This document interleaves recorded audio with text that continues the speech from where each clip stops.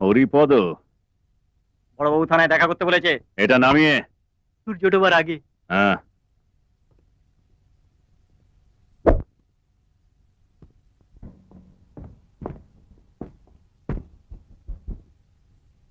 নমস্কার স্যার।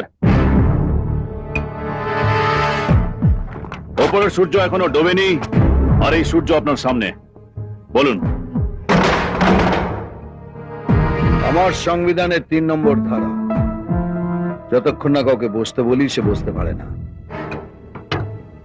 যার জন্য তোমাকে ডেকেছি সেটা শুনে যাও।